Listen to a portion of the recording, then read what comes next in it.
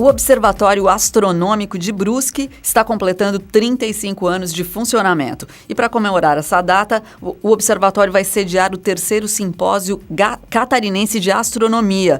O Viva Voz de hoje penetra no universo da astronomia. Nós já estamos no ar pela rádio e pela TV Univale. E hoje quem me acompanha é o acadêmico de jornalismo André Schlindwein. Boa tarde, Lisa. Uma boa tarde para você que acompanha o Viva Voz pela TV Univale no canal 11 da TV fechada, pela Rádio Univale nos 94,9 ou pelo site www.univale.br/rádio. Para entrar em contato com a gente é fácil, pelo Twitter ou @VivaVozUnivale ou a página no Facebook, facebook.com/VivaVozUnivale. Isso mesmo, para falar sobre este assunto nós convidamos o diretor do Observatório Astronômico de Brusque, o Silvino de Souza, que é astrônomo, né, Silvino? Obrigada pela presença, viu? O prazer é todo meu, mais uma vez, estar aqui com vocês da Rádio e TV Univale. Né? E sempre, prazer, carinho muito grande, né? Bom, Silvino, agora o Observatório vai sediar o 3º encontro, o 3º Simpósio Catarinense de Astronomia. O que vai acontecer nesse simpósio? Ele é aberto ao público também? Conta um pouquinho pra gente. Bem, a ideia de montar um simpósio, ela já nasceu em 2011. Em 2011, a gente, aliás, há muito tempo já vinha se falando sobre montar um encontro onde pudéssemos agregar, né, astrônomos, tanto profissionais quanto amadores, de Santa Catarina e dos estados vizinhos. Mas a nossa intenção era mais de Santa Catarina, já que durante os últimos anos o interesse pela astronomia no estado vem crescendo muito, principalmente aqui na região do Vale, Grande Florianópolis também. E a gente sentiu a necessidade de montar o encontro até para dar suporte a essas novas associações. E em 2011, a gente realizou em Brusque, foi o primeiro encontro catarinense de astronomia. E esse encontro foi tão interessante que no segundo, que foi em Florianópolis, a gente então resolveu montar ali um simpósio, né? Aí se chamou então primeiro Simpósio Catarinense de Astronomia. O segundo aconteceu em Videira, em 2013. E para 2014, como Brusque tem lá o seu Observatório Astronômico, que em 3 de novembro ele comemora 35 anos de fundação, então até para marcar a passagem do aniversário do Observatório, mais a semana do aniversário de Brusque, que começa no dia 1º de agosto, então a gente resolveu montar o simpósio agora no dia 31 de julho e 1º de agosto. Esse simpósio catarinense de astronomia, ele é aberto ao público geral, tá? Estudantes, e também nós, junto com o simpósio, a gente vai montar o primeiro seminário catarinense de astronomia para professores de educação básica. Tá? Também a entrada é gratuita, inscrição gratuita. A gente tem parcerias com a Prefeitura Municipal de Brusque, através da Secretaria Municipal de Educação, e através da Faculdade de São Luís, que, aliás, o observatório está em anexo. Sim. Então, como está tudo agregado, então a gente vai montar, pegou esses parceiros para poder montar o nosso simpósio. E já tem muita gente procurando, como sempre já nasceu com sucesso e continua, né? Legal. Silvino, vamos falar um pouquinho então das atividades realizadas no observatório, porque eu acredito que muita gente quer conhecer, já tem interesse só pelo próprio tema, né? Mas o que exatamente acontece lá no observatório? É uma pergunta interessante, porque assim, você diz, muita gente conhece, né? O interessante, quando você fala isso, Brusque, por exemplo, é o que menos visita o observatório. Olha só. De cada 100 pessoas que vão no observatório, tá, eu diria que 10 é de Brusque. Então, não é que falta divulgação. O pessoal me cobra, Silvino, mas falta divulgação. Não é questão de faltar divulgação, porque o pessoal de outros municípios, Jaraguá, Joinville, próprio Florianópolis, Criciúma, eles vão direto ao observatório.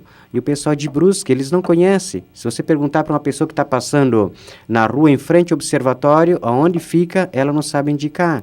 Então, não é questão de falta de divulgação, talvez um pouco falta de interesse, eu diria assim, né? E as nossas atividades, elas já vêm acontecendo ininterruptamente desde 88, quando a gente fundou lá o Clube de Astronomia.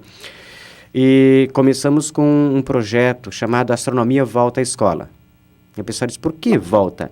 Porque a astronomia era obrigatória no currículo escolar brasileiro até 1930. Então, como você tinha todas as disciplinas, naquela época tinha disciplina cosmografia, né? Em 1930, tiraram do currículo. Para quê? Nós não ganhamos nada com isso, não acrescenta em nada.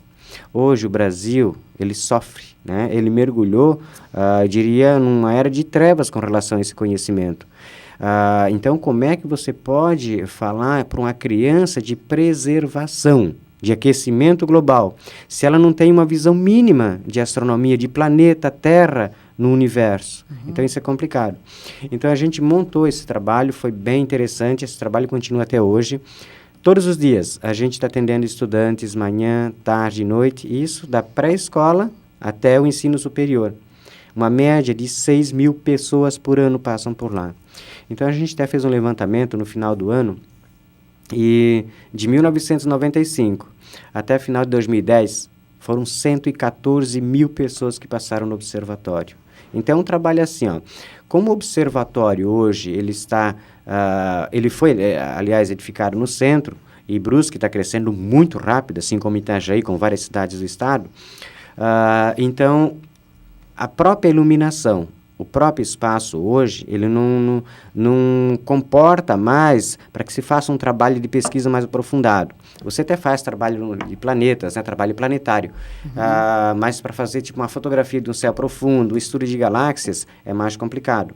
Então, hoje, a principal atividade do observatório é a divulgação da astronomia, o atendimento a estudantes, orientação e, claro, a observação pública que a gente faz sempre no primeiro e no segundo e no terceiro sábado de cada mês. Então, durante esses 2 sábados, o observatório abre às 20 horas e fecha às 24 horas. A entrada é gratuita, pode ir a família inteira, tá? E o pessoal adora. E então, o que se vê lá? O que a pessoa que vai até lá consegue observar? Bem, isso depende muito da época do ano, né? Então, nessa época agora, eu diria que está em evidência, Saturno. É o astro mais lindo no céu, tá? Saturno com seus anéis e luas. E tem pessoas que vão para o observatório e quando tem a oportunidade de observar Saturno ali no telescópio, eles chegam a chorar. Olha que de tão lindo que é a imagem, né? Então, nessa época agora, a gente vai estar mostrando sábado, Marte e Saturno. Júpiter está muito baixo, então a essa hora ele está muito baixo no horizonte e não tem mais como observar. Mas 2 astros estão bem visíveis, que são Marte e Saturno, e claro, sábado ainda a gente pode observar a Lua. Ela vai estar em lua cheia, mas através de filtros que a gente utiliza no telescópio é possível observar bem a Lua. Mas Silvino, o observatório ele já existe desde 79, né? Tu podia contar um pouquinho como foi a fundação desse local em Brusque? Olha, primeiro, o observatório Brusque não é um dos melhores locais para abrigar um observatório astronômico, tá? Eu diria que o amor, a paixão e a teimosia, vamos dizer assim, pela astronomia, fez com que ele esteja lá. Porque na época tinham 3 padres. Um deles, que é o padre Raimundo Wehrmann, o segundo, que é o falecido padre Canizio Halber, e hoje o professor Tadeu Cristóvão Mikovski, inclusive o observatório leva o nome dele. E o Tadeu Mikovski sempre foi um apaixonado pela astronomia. E ele, em meados da década de 70, ele comprou uma pequena luneta e começou a observar o céu no convento. E a ideia de montar um observatório foi amadurecendo. E aí os outros 2 padres, né, se uniram e vamos então montar um observatório. Mas imagina, aquela época era extremamente difícil.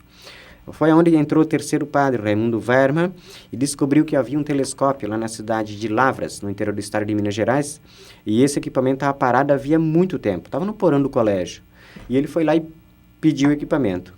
E ele colocou assim, olha, se vocês construírem um abrigo ou uma cúpula, vocês poderão levar o telescópio a Santa Catarina. E ele, então, conseguiu o equipamento, e o Tadeu Mikovski, claro, né, já ficou entusiasmado com tudo isso, e então vamos construir. Aí o falecido padre Canizio se encarregou de construir a parte de cima, a cúpula, parte metálica. E o Tadeu Mikovski, a parte de alvenaria, parte de baixo. E eu entrei naquela época, eu era garoto, tinha 11 para 12 anos. E acompanhei a construção e desde 1983 eu praticamente estou tocando todas as atividades do observatório. Então, quer dizer, eu comecei com o observatório, então o observatório completa 35 anos e, ao mesmo tempo, completa 35 anos de trabalho à frente do observatório. Você tá lá esse tempo todo, que como bacana. como se sou patrimônio do observatório também, né? Ô, Silvino, e como você descobriu o teu gosto? Como é que você se envolveu pela astronomia, com a astronomia? Eu sempre gostei da astronomia. Quando eu peguei meu primeiro livro, que eu estudava num colégio em Brusque, que é o Colégio Feliciano Pires, e eu peguei um livro que até hoje esse livro está comigo. Aliás, eu comprei depois. O livro é Os Planetas. A autora é a Patrícia Lauber. E não tinha nem figuras, era só ilustração. E eu comecei a ler aquele livro, aliás, eu viajei aquele livro. E depois daquele, mais um, e não parei mais. Hoje, a minha biblioteca tem uns 3.000 volumes, não só astronomia. Mas o primeiro livro que eu li de astronomia, eu consegui comprar, encontrei no sebo, comprei o segundo, eu comprei o terceiro, eu comprei. Então, todos os livros que eu estava lendo hoje, eu tenho em casa. E montei a biblioteca de início apenas com astronomia. Hoje, claro, são muitos temas. E então, a paixão começou ali. Foi através de um livro, eu comecei a viajar com esse livro e digo, quero trabalhar com astronomia. Eu lembro muito bem que os meus amigos, eles falavam assim, Silvino, como é que você vai trabalhar com astronomia? Isso é coisa de maluco. Isso não vai te dar futuro. Você vai trabalhar onde? Então, eu tive, claro, mais tarde, que montar o meu próprio espaço de trabalho para poder desenvolver.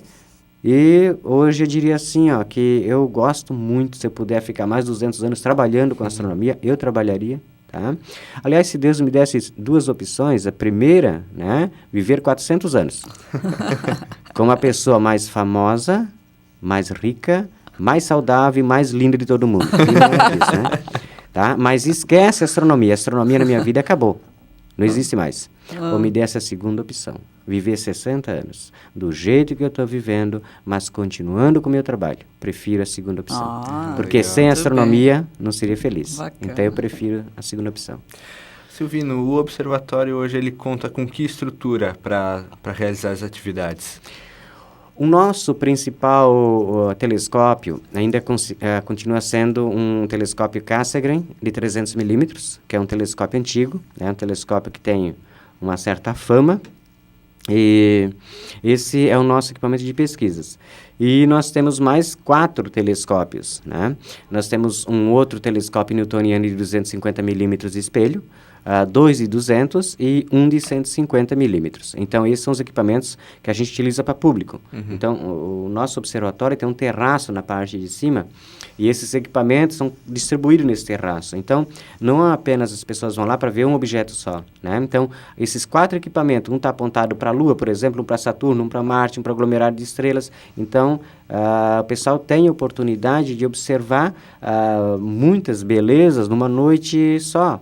Então, claro, a nossa intenção mais tarde é de adquirir mais. Quanto mais, melhor, né? Então, mas por enquanto a nossa estrutura é essa. Além, claro, tem uma sala de aula, a gente faz palestra, vídeos, uma exposição muito bonita montada, que é conhecida como paisagem cósmica. Então, o pessoal se encanta, né? Legal. Silvino, claro que você já falou rapidamente sobre essa abordagem que eu vou puxar agora, mas eu queria que você mencionasse para todos nós aqui qual a importância de se estudar o espaço, e aí a gente inclui não só os especialistas no assunto como você, mas as crianças, os estudantes em geral, como você disse que recebe lá no observatório.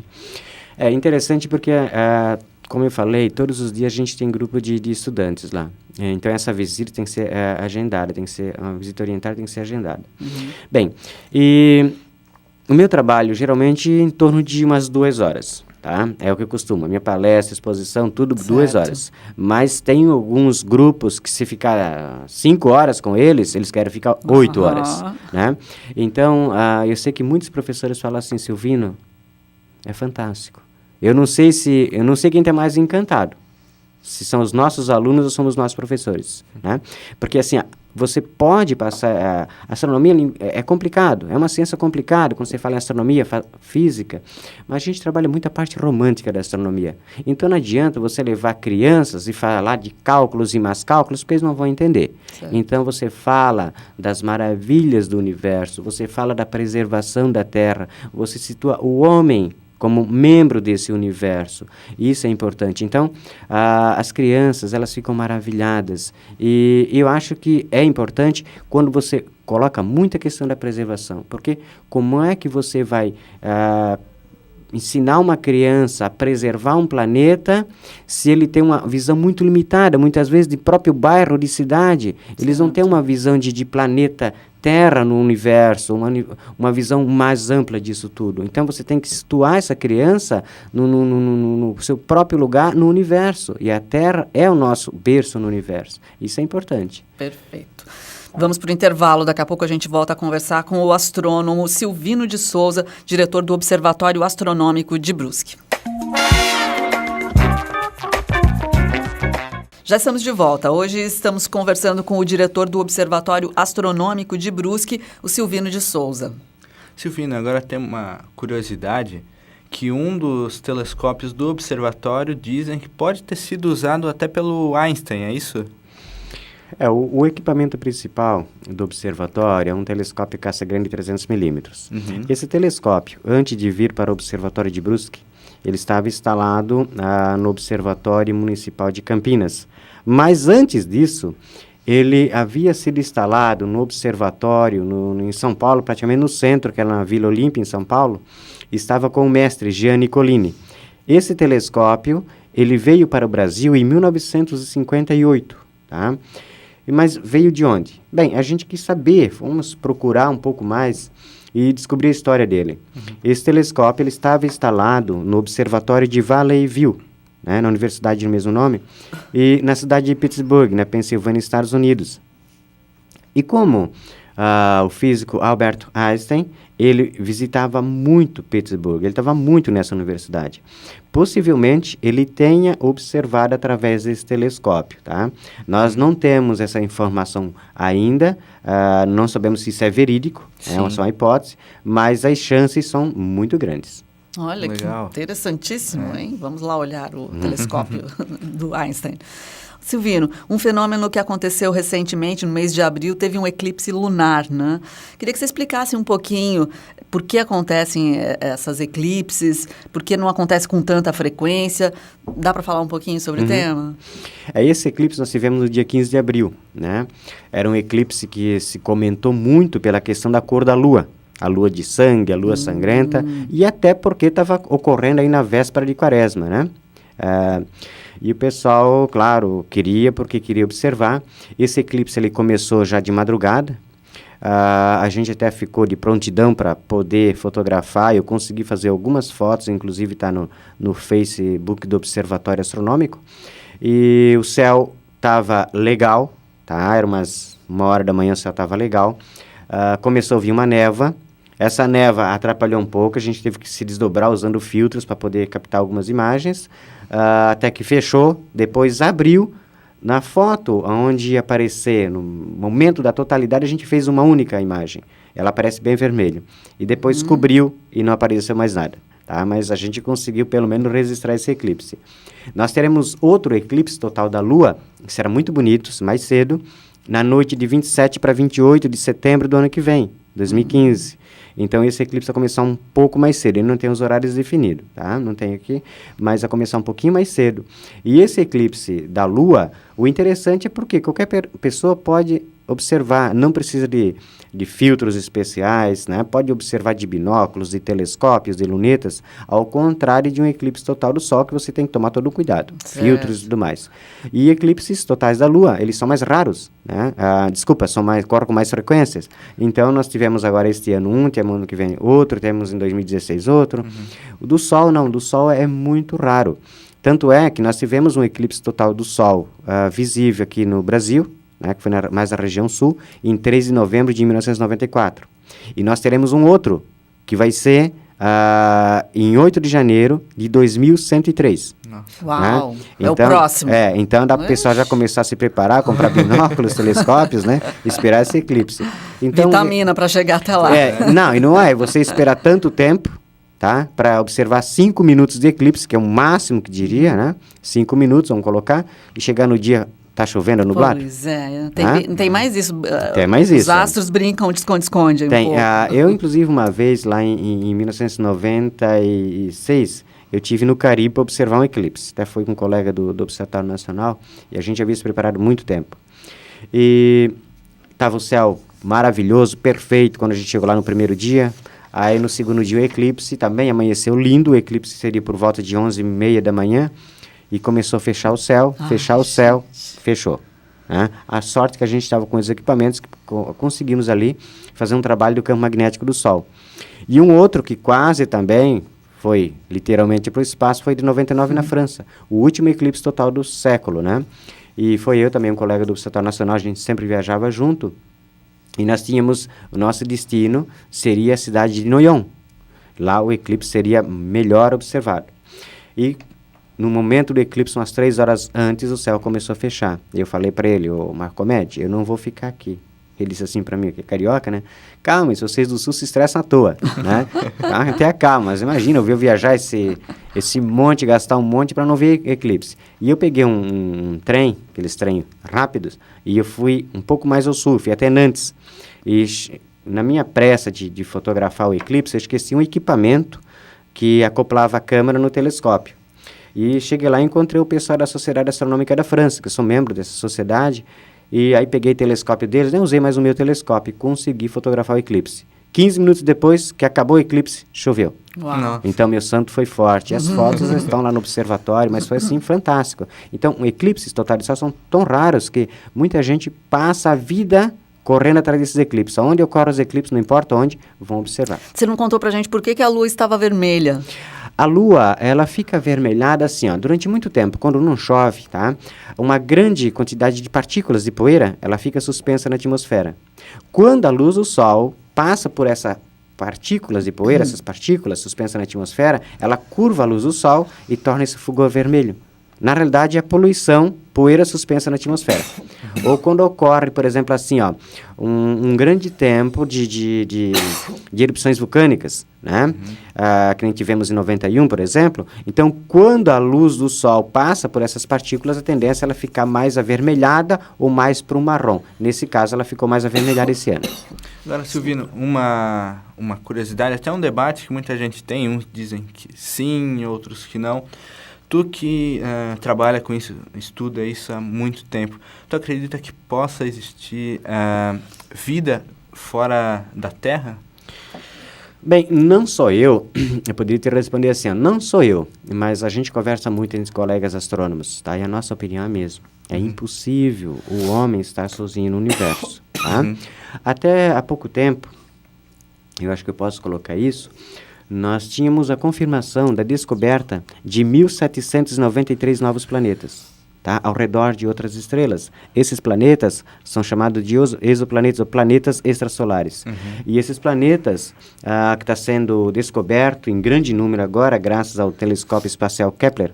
Então, muitos levam o nome dele. Kepler 186, por exemplo, é um planeta muito, que segundo a mídia, muito parecido com a Terra, com o nosso, tá?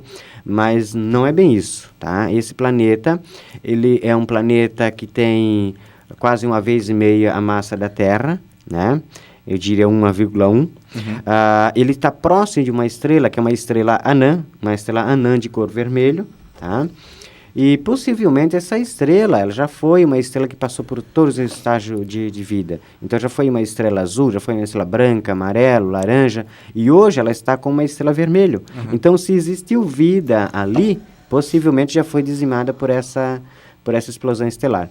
Mas eu diria assim, ó, há chance, para ser bem claro, de existir vida. Não, quando a gente fala em vida, é interessante colocar, porque quando a gente fala em vida, o pessoal lembra ET, marcianos. A gente não está falando desses ETs esverdeados, de orelhas pontudas, de olhos Hollywood. esbugalhados, nada disso, né? Isso é coisa de cinema, é coisa de ficção. Então a gente está se referindo a qualquer micro-organismo vivo no espaço ou em outro planeta. Então, se a gente encontrar qualquer bactéria, ou, sei lá, é uma vida extraterrestre. Claro. Né? Isso é interessante. Eu coloco muito isso. Imagina que hoje nós temos a Estação Espacial Internacional, a ISS, que é uma casa em órbita. E lá 5, 6 astronautas estão passando dias e dias lá. Imagina se nasce uma criança na Estação Espacial Internacional. Essa criança, fica a pergunta no ar, ela é uma extraterrestre? Pois é. O que vocês acham? Ela é, né? Exatamente. Claro. Nasceu fora da Terra, então é uma extraterrestre. Tá certo. Né? Mas a possibilidade é muito grande. Mas por quê? São tantas estrelas que eu colocaria assim, ó. Para cada grão de poeira que nós encontramos na Terra, são 400 estrelas no universo. Tá? De cada, na Via Láctea, umas 400 bilhões de estrelas. De cada 100 estrelas da Via Láctea, 3 delas têm sistema de planetas. Então, é impossível imaginar que estamos sozinhos. Até agora, não detectamos nada de sinal de vida inteligente no universo. Mas é bem provável que exista. É uma questão de tempo. Bacana. Silvino, só para a gente fechar, então, eu queria que você deixasse aí os contatos do observatório, como é que as pessoas fazem para ir visitar, tem que marcar a visita, enfim. Essas visitas educacionais, vamos dizer assim, né, com estudantes, são visitas que tem que fazer agendamento. Tá? Pode entrar em contato com o Observatório Astronômico, o telefone é o 47-3350-6391, tá? Tem um celular também, 9937-1084, ou pode entrar em contato através de e-mail, observatoriobrusque@hotmail.com. E também, quem quiser conhecer um pouco mais do nosso trabalho, nós também temos o Observatório Astronômico no Face, Observatório Astronômico de Brusque, tá? Vai encontrar e vai acompanhar nossos trabalhos por lá. Muito obrigada, Silvino. Silvino de Souza, diretor do Observatório Astronômico de Brusque.